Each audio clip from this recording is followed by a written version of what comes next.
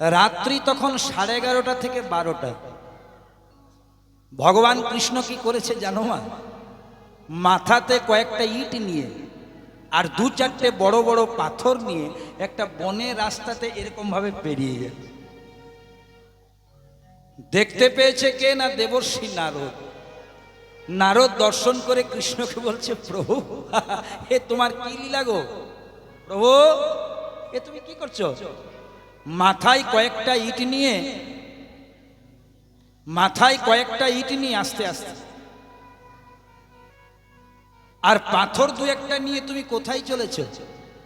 কৃষ্ণ বলছে, ওই যে গভীর জঙ্গল দেখছো, ওখানে আমার একজন ভক্ত থাকে জানো, যার নাম মাধব দাস, যাকে আমি আদর করে স্নেহ করে বলি মাধব।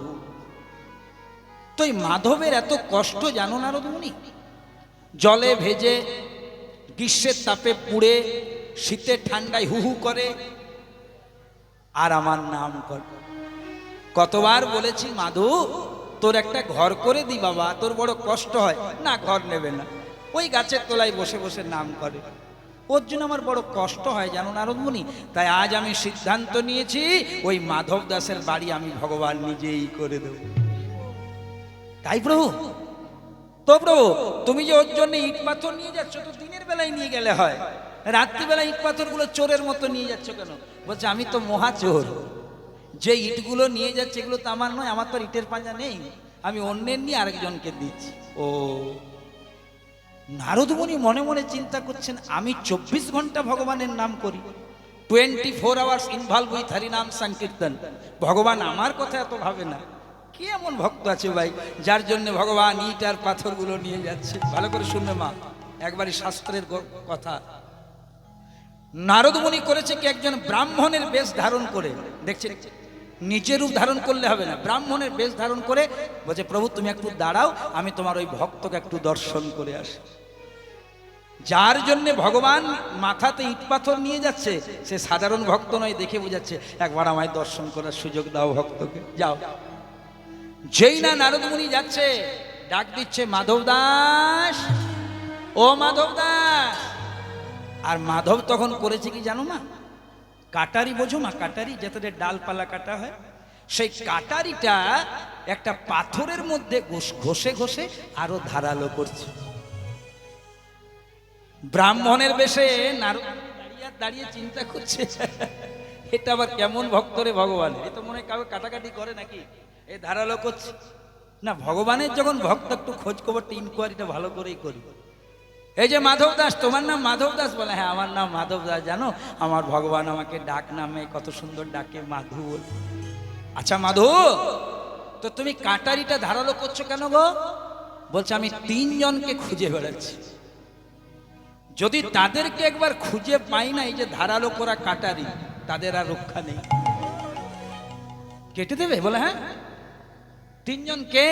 বলছে, প্রথম জনের নাম হচ্ছে ভক্ত প্রহ্লাদ। ভক্ত প্রহ্লাদ? এত বড় ভক্ত, তার কথা বলছো? বলে, হ্যাঁ সেই প্রহ্লাদ। বলে, প্রহ্লাদ কেন, কি করলো যে তুমি তাকে এই কাটারিতে করে আঘাত করবে?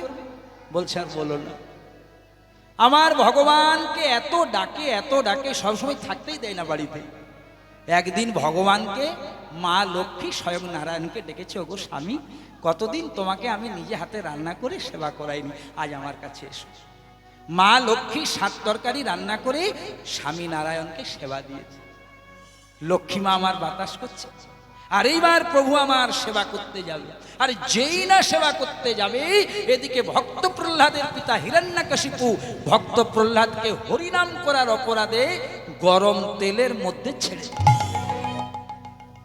আর যেই না ছেড়ে দিয়েছে, ভক্ত প্রহ্লাদ চিৎকার করে উঠল, ওগো নারায়ণ, ওগো নারায়ণ,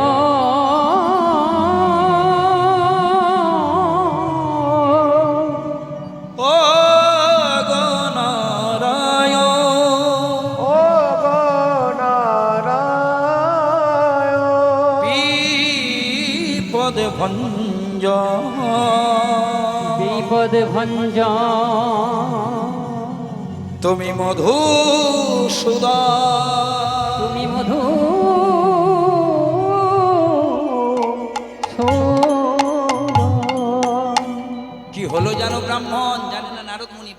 এসে গেছে তো।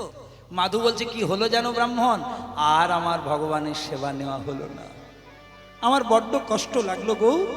হ্যাঁ রে প্রহ্লাদ, আর একটু পরেই না হলে ডাকতিস, গরম তেলের মধ্যে তোর পিতা ছেড়ে দিয়েছিল, বুঝছি তোর কষ্ট হতো, আর একটু হতো, ভগবান তো ঠিক করে দিত। আমার ভগবানকে এমন ডেকে দিলি, আর ভগবানের সেবা হলো না। মা লক্ষ্মী নয়ন জলে মুখ ভাসালো, যায় এত চেষ্টা করেও আমার স্বামীকে দুটি সেবা দিতে পারলাম না। তাই জানো জানো ব্রাহ্মণ, ওই ভক্ত প্রহ্লাদকে পেলে আমি কিন্তু ছাড়বো না। আমার মা লক্ষ্মীকে কষ্ট দিয়েছে, নারায়ণকে কষ্ট দিয়েছে। নারদ মুনি দেখছে, দেখো কত বড় মাপের ভক্ত, কতদিনের চিন্তা, ভগবানের জন্য চিন্তা। আচ্ছা একজন হলো, আরেকজন বলছে আরেকজনকে যদি পাই তো দু টুকরো এখনই করে দেবো। সে কে না, সে হচ্ছে তৃতীয় পাণ্ডব অর্জুন। হ্যাঁ রে, কুরুক্ষেত্রের যুদ্ধে তুই আমার মাধবকে সাথে নিলি, কি করলি তুই? তুই কি করলি অর্জুন? তুই রইলি পিছনে, আমার মাধবকে এগিয়ে দিলি।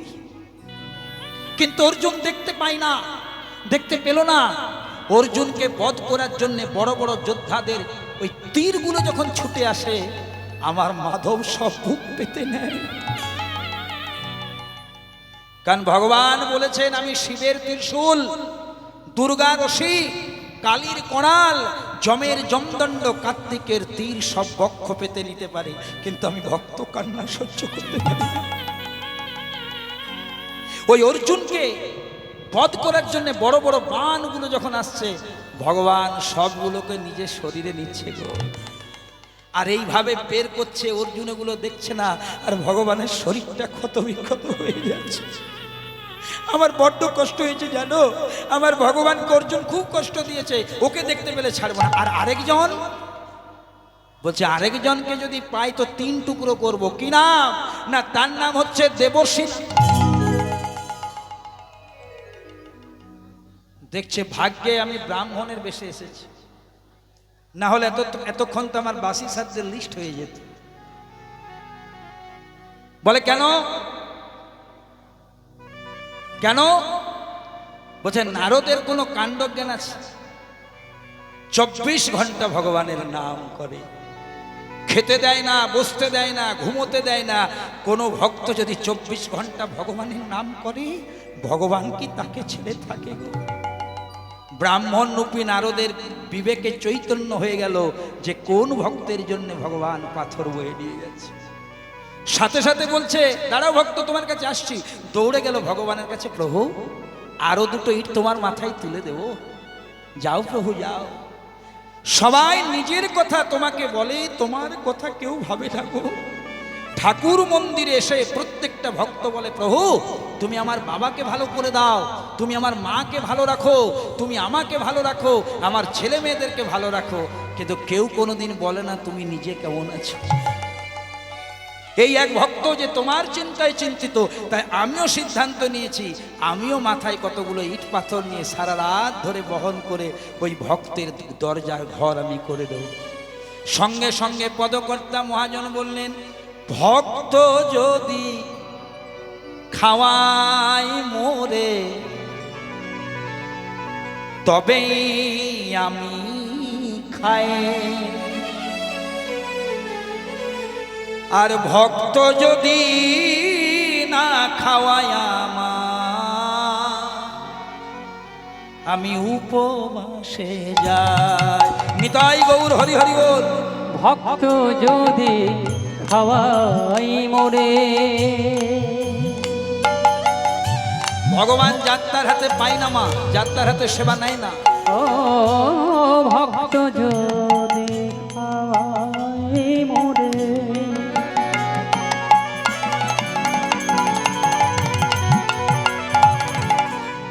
তবে আমি হরি বল হরি বল হরি বল।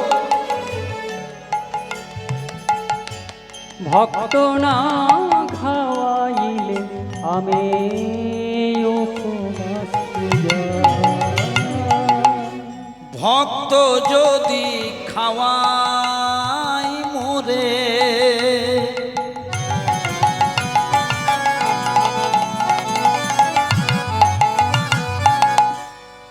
তবে আমি খাই।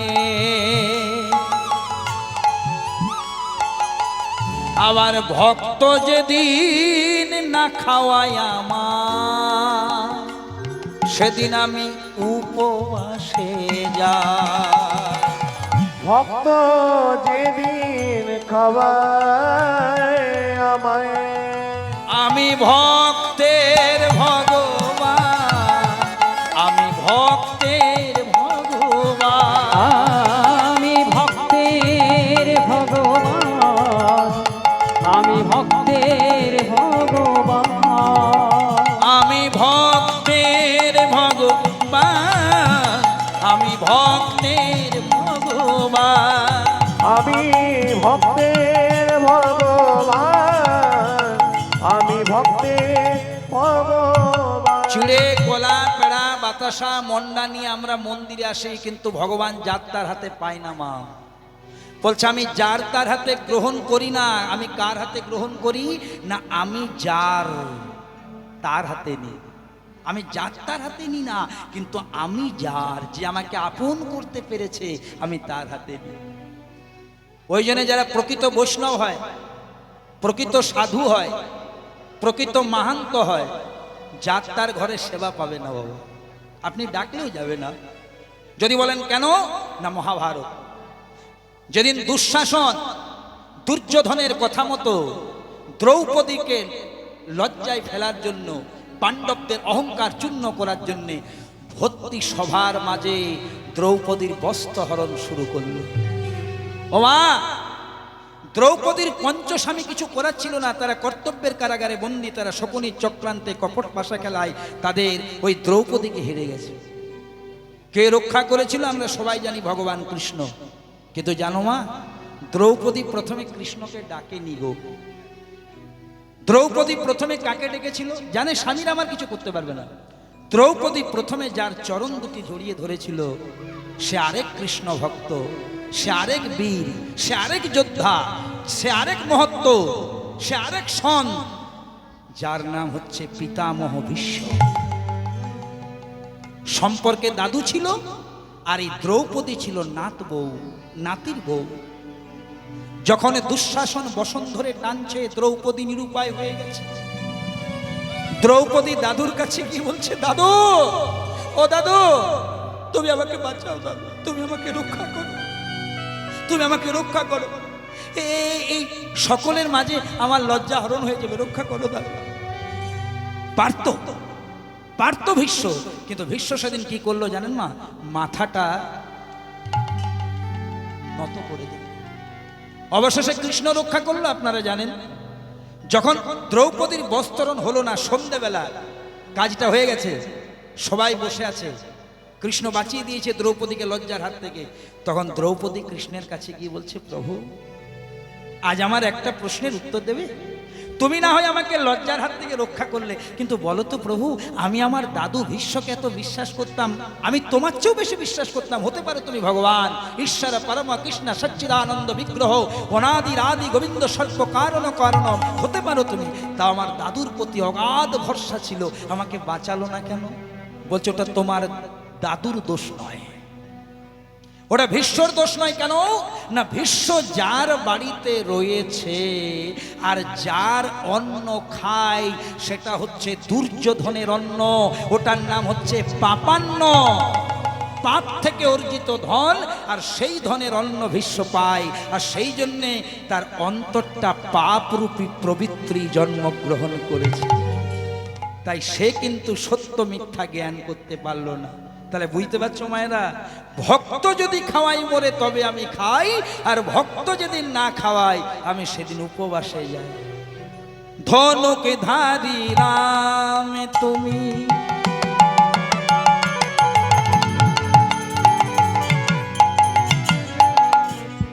আবার বংশী ধারি শ্যাম।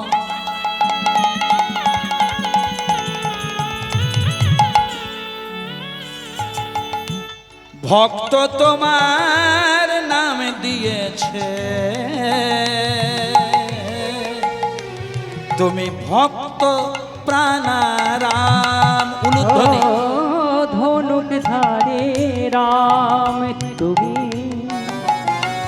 নিতাই গৌর হরি হরি বল।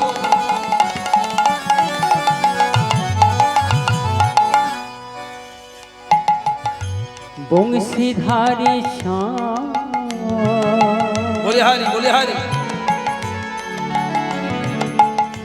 ভক্ত তোমায় নাম দিয়েছে, তুমি ভক্ত প্রাণারা। হরে কৃষ্ণ, ও মায়েরা হাত দুটি তুলে, হরে কৃষ্ণ হরে কৃষ্ণ কৃষ্ণ কৃষ্ণ হরে হরে, হরে রাম হরে রাম রাম রাম হরে হরে। হরে কৃষ্ণ হরে নিতাই কৃষ্ণ গৌর হরি হরি। কৃষ্ণ কৃষ্ণ হরে হরে, হরে রাম রাম রাম হরে হরে।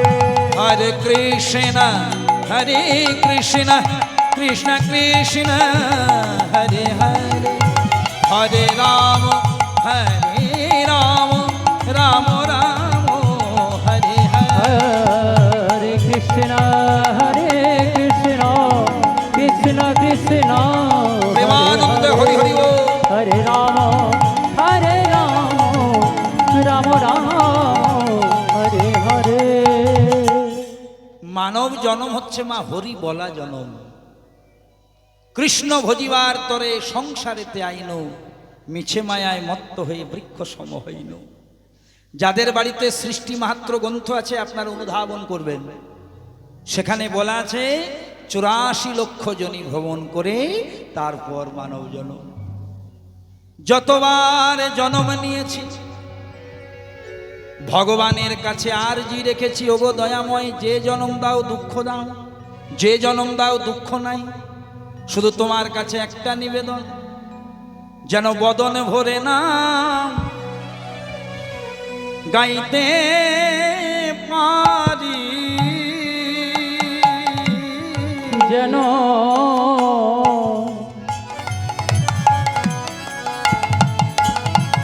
হরি হরি বল। বদন ভরে না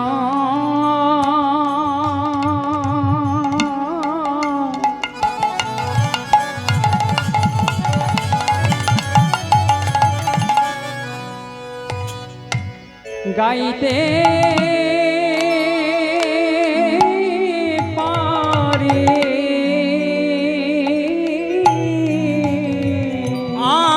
আমি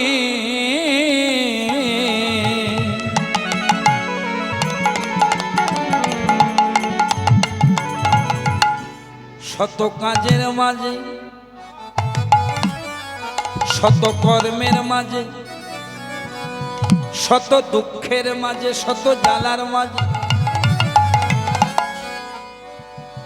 যেন বদনে ভরে না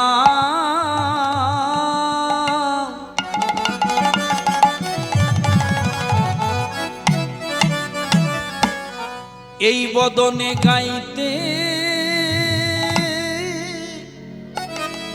পারি। ও গো দয়াময়,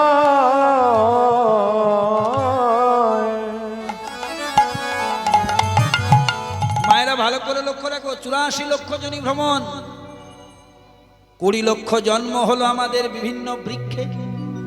ভালো করে হিসেবটা রাখো মা, 20 লক্ষ বার জন্ম হলো বিভিন্ন বৃক্ষে মানে গাছে। আর কখন মুক্তি হলো? যেদিন তুলসী বৃক্ষরূপে জন্মগ্রহণ করলাম, তুলসীর পত্র গোবিন্দ সেবাই লেগে গেল, সেদিন আমার বৃক্ষ জন্মের মুক্তি ঘটল। তাহলে হিসেবটা দেখো, 20 লক্ষ বার জন্ম হলো বৃক্ষে, মুক্তি হলো তুলসী বৃক্ষে। 9 লক্ষ বার জন্ম হলো জলজ প্রাণীতে, যে প্রাণী জলে জন্মগ্রহণ করে। তাহলে 20 লক্ষ বৃক্ষে, 9 লক্ষ জলজ প্রাণী, কত হলো বাবা? 20 9 29। জলজ প্রাণী জন্ম থেকে কবে মুক্তি হলো? যেদিন শঙ্খরূপে জন্মগ্রহণ করে শাক হয়ে আমার গৌর গোবিন্দের সেবায় বেজে উঠলাম। তাহলে 20 9 29 গেল। 11,00,000 জন্ম হলো পোকামাকড় কৃমিকীটে 29,11,40 পোকামাকড় জন্ম থেকে কবে মুক্তি হলো? যেদিন মৌমাছি রূপে জন্মগ্রহণ করে মধু সঞ্চয় করলাম, আর সেই মধুটি দেবী পূজায় ব্যবহার হয়ে গেল। ভালো করে চিন্তা করো, 20 যুগ্র 9 আর 11 40 লক্ষ গেল। 30 লক্ষ বার জন্ম হলো পশুতে, 30 লক্ষ বার জন্ম হলো পশুতে, গরু, ছাগল, ভেড়া, কুকুর। কিন্তু পশু জন্ম থেকে কবে মুক্তি হলো? যেদিনে গাভী রূপে জন্মগ্রহণ করলাম, আর ওই গাভীজাত দগ্ধ গৌর গোবিন্দের সেবায় নিবেদন হলো দ্রব্যগুলো। তাহলে 40 থেকে 70। ভালো করে চিন্তা করো মা, এই মানব জন্মের চেয়েও কিন্তু গাভী জন্মটা শ্রেষ্ঠ হিসেব যদি করো। যদি বলেন কেন না, যার মলমূত্র পর্যন্ত দেবতার কর্মে লাগে, সেটা কি আর কম জন্ম বাবা? তথাপি গাভী জন্ম পেয়েও অনেকে বলে দূর, গায়ও যা কুকুরও তা। অনেকে বলে, আমি শুনেছি, ছাগলও যা গায়ও যা, এটাকে যদি এই করা যায় ওটাকে তাই করা যায়। তাহলে ছাগলও যা আর কুকুরে যা, তাহলে কাল থেকে তো কুকুরের দুধে চা খেলেই হয়, খাওয়া যাবে? এইভাবে বিচার হয় না। আমরা সনাতনীরা গাভীকে মায়ের সাথে তুলনা করি, কারণ একটা বাচ্চা যখন জন্মগ্রহণ করে মাতৃদুগ্ধে প্রতিপালিত হয়, আর তারপরে গাভী দুগ্ধে প্রতিপালিত হয় মাতৃসভা। আর যার মলমূত্র পর্যন্ত গোবিন্দ সেবায় লাগে বাবা, সেটা কি কম জনম? কিন্তু তথাপি গোবিন্দকে বললাম, ওগো দয়াময়, গাভী জনম দিলে ভালোই করলে, কিন্তু বদন ভরে যে তোমার নাম গাইতে পারবো সে শক্তি তো নাই। হাত দুটি দিয়ে তোমাকে যে সেবা দেব সেই শক্তি নাই। এমন একটা জন্ম দাও যেমন বদন ভরে নাম গাইতে পারি, তোমার সেবা পুজো দিতে পারি। তারপরে হলো পাখি জন্ম। 70-এর পরে 10 লক্ষ পাখি জন্ম, 80, 4 লক্ষ বার হলো বানর। আমাদের আদিম প্রজাতিটা বানর 84, অবশেষে পেলাম মানব জন্ম। ভগবানকে বলে এলাম, দয়াময়, যদি তুমি আমাদেরকে মানব জন্ম দাও, 24 ঘন্টায় তোমার নাম গাইব। মাতৃগর্ভে যখন ছিলাম কথা দিয়েছিলাম, প্রমিস করেছিলাম যে 24 ঘন্টায় তোমার নাম গাইব। আর যেই না পৃথিবীতে মায়ার সংসারে এলাম, সব ভুলে গেলাম। ভগবান বলেছিল, ওরে আমাকে তো কথা দিয়ে যাচ্ছিস, আমি জানি তোরা পারবি না, তাই মা এইটা যখন মানব জন্ম হচ্ছে, হরি বলা জন্ম, সবাই মিলে দুটি হাত তুলে ভগবানের নাম গাইব। হরে কৃষ্ণ হরে কৃষ্ণ কৃষ্ণ কৃষ্ণ হরে হরে, হরে রাম রাম রাম হরে হরে। হরি বল। হরে কৃষ্ণ কৃষ্ণ কৃষ্ণ হরে হরে, হরে রাম রাম রাম হরে হরে। হরে কৃষ্ণ কৃষ্ণ কৃষ্ণ হরে হরে, হরে রাম রাম রাম হরে হরে। हरे कृष्णा कृष्ण कृष्ण हरे हरे, हरे राम राम राम हरे हरे। हरे कृष्णा कृष्ण कृष्ण हरे हरे, हरे राम राम राम हरे हरे। हरे कृष्ण कृष्ण कृष्ण हरे हरे, हरे राम राम हरे हरे। বাসুদেব ঘোষ কহি করি জোড়হা, যেই কৃষ্ণ সেই তো গৌর, সেই তো জগন্নাথ। বাসুদেব ঘোষ, জয় জগন্নাথ, জয় জগন্নাথ। বাসুদেব ঘোষ কহে করি জোড় হাত, যেই কৃষ্ণ সেই তো গৌর, সেই তো জগন্নাথ। বাসুদেব ঘোষ কহে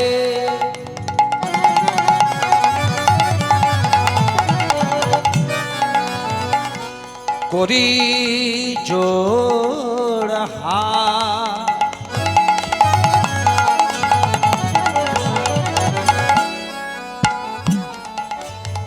যেই গৌর সেই কৃষ্ণ, সেই তো জগন্নাথ। ও মায়েরা, আশা করি বুঝতে পারছেন আমি কোন লীলা গাইব আজকে। বলো জগন্নাথ জয় জগন্নাথ, বলো জগন্নাথ জয় জগন্নাথ, বলো জগন্নাথ জয় জগন্নাথ, বলো জগন্নাথ জয় জগন্নাথ, বলো জগন্নাথ জয় জগন্নাথ, বলো জগন্নাথ জয় জগন্নাথ, বলো জগন্নাথ, বলো জগন্নাথ বলো জগন্নাথ জয় জগন্নাথ। জগন্নাথ মম স্বামী নয়ন পথগামী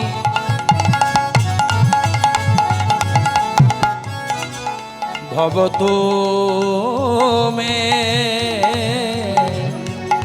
ভবতু মে। জগন্নাথ মম স্বামী বিদায় গৌর হরি হরি হরি। পথয়োনুগামী ভবতু মে ভবতু মে। চলে রে আমার মন আমার গৌরে লোরে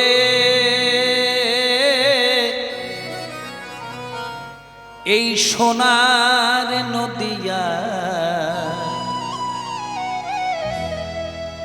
মায়েরা, সত্যযুগে যিনি এসেছিলেন তার নাম শ্রীহরি নারায়ণ। ত্রেতা যুগে তিনি এলেন, নাম হলো শ্রীরামচন্দ্র। দাপর যুগে তিনি আমাদের মাঝে এলেন, নাম হলো ভগবান শ্রীকৃষ্ণ। আর কলিকালে তিনি এলেন রাধা কৃষ্ণ মিলিত তনু শ্রীকৃষ্ণ চৈতন্য মহাপ্রভু। একটা কথা মনে রাখবে মা, ভগবান কিন্তু একজনই। যতবার তিনি এসেছেন শুধু নাম পরিবর্তন হয়ে গেছে, ভাবের পরিবর্তন হয়ে গেছে, কিন্তু তিনি একজনই। সত্য যুগে এলেন, নাম হলো শ্রীহরি নারায়ণ। ত্রেতা যুগে এলেন, নাম হলো শ্রীরামচন্দ্র। দাপর যুগে এলেন, নাম হলো ভগবান কৃষ্ণ। আর কলিতে শ্রী গৌরাঙ্গ। ও মায়েরা, আমার মামা বাড়ি হচ্ছে আসানসোলে, নাম শুনেছ? আসানসোলের নাম শুনেছ? বেশ, তাহলে আমার মামা বাড়ি যদি আসানসোলে হয়, আচ্ছা বলো তো মা, আমার মায়ের বাপের বাড়ি কোথায় হবে? আসানসোলে। যদি বাবাদের কাছে প্রশ্ন রাখা যায়, হ্যাঁ বাবা, তাহলে আমার বাবার শ্বশুর বাড়ি কোথায় হবে? বলে আসানসোলে। এবার দেখো, ভালো করে বুঝে নাও, মা গেলেন বাপের বাড়ি, বাবা গেলেন শ্বশুর বাড়ি, আমি গেলাম মামা বাড়ি। কিন্তু গিয়ে দেখলাম, ওরে বাবা, আমরা তো এক জায়গাতেই চলে এসেছি। তাহলে কেউ বলে বাপের বাড়ি, কেউ বলে মামা বাড়ি, কেউ বলে শ্বশুর বাড়ি, জায়গা যেমন এক। কেউ বলে কৃষ্ণ, কেউ বলে কালী, কেউ বলে দুর্গা, কেউ বলে মহাপ্রভু, কেউ বলে নারায়ণ, কেউ বলে জগন্নাথ। কিন্তু ভগবান হলেন এক এবং অদ্বিতীয়, রূপ হচ্ছে ভিন্ন ভিন্ন। কেউ বলে জল, কেউ বলে ওয়াটার, কেউ বলে পানি, বলুক, নো প্রবলেম, জিনিসটা তো একই, তাই না মা?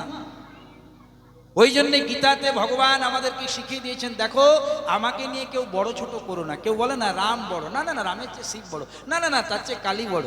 এই যারা এরকম আচরণ করে তাদের জন্য ভগবান গীতাতে একটা গাইডলাইন করে দিয়েছেন যে আমাকে নিয়ে দ্বন্দ্ব করো না।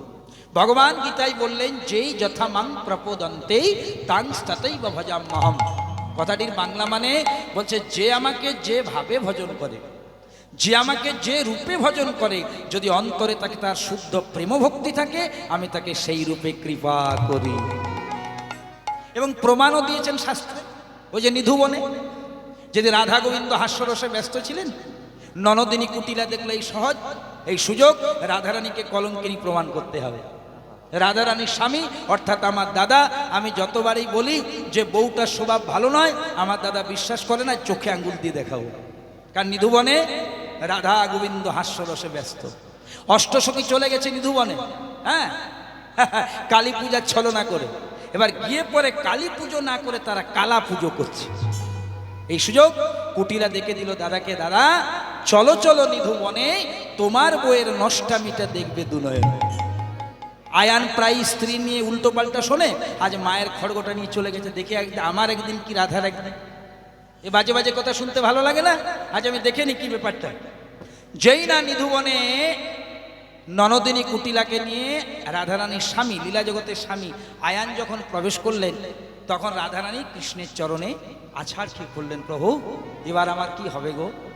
একেই তো আমি বাদিনীর ঘরে থাকি, কৃষ্ণ কথা কইতে মানা, বলতে মানা, আর যদি আমার স্বামী জেনে যায় সর্বনাশ, আর আমার কিচ্ছু হবে না। কৃষ্ণ কি বলেছিল জানো মা?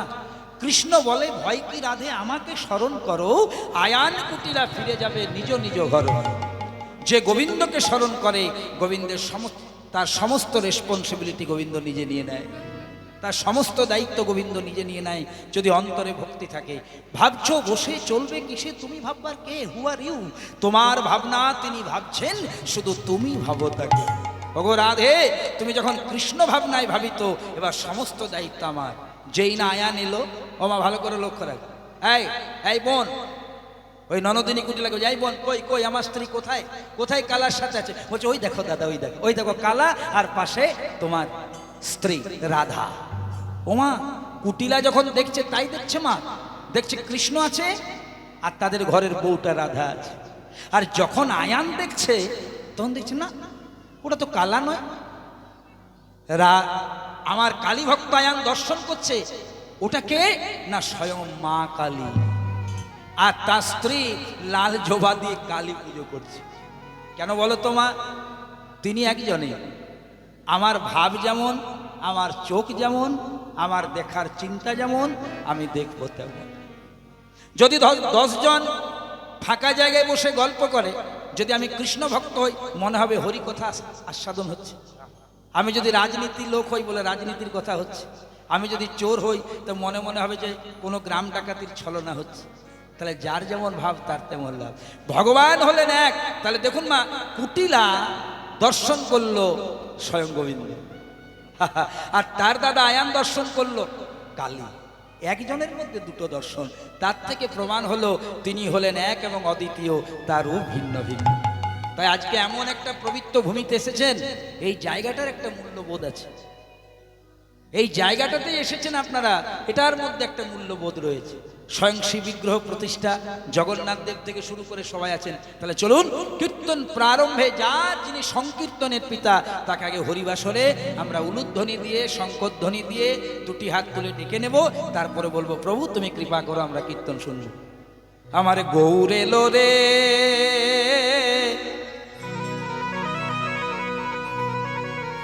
এই সোনার নদিয়া, উলুধ্বনি দাও মায়েরা দাও, হরির ধ্বনি।